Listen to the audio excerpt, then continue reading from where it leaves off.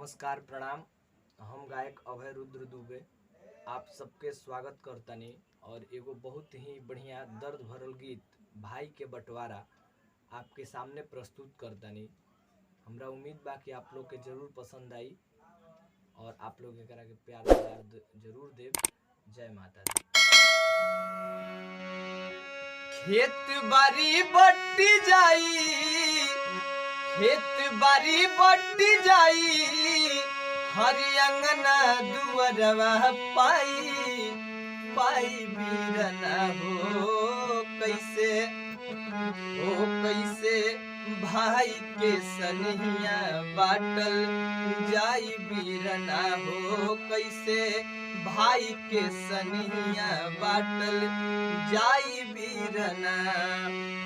खेत बारी बट्टी जाई, खेत बारी बट्टी जाई, आंगना दुअरवा पाई पाई बीरना हो कैसे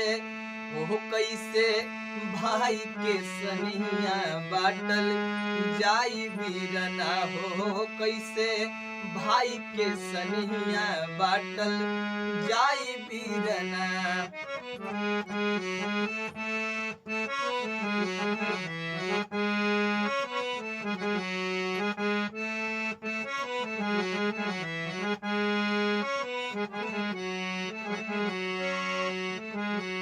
एक रहले बाप एक रहली महतारी, तीन गो फूलैले फूल एक फूलवारी।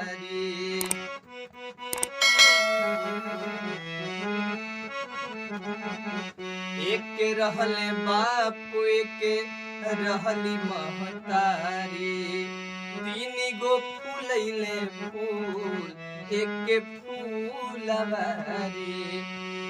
अब ही गवाह बाटे पढ़े वाला झोरा, चंदमा मयूरी दूध भात के कटोरा।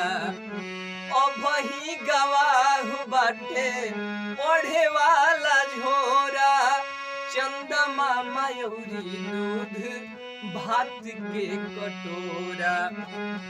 गौवा के लोग आके बखरा लगाई, गौवा के लोग आके बखरा लगाई, ना सहाई बीरना हो कैसे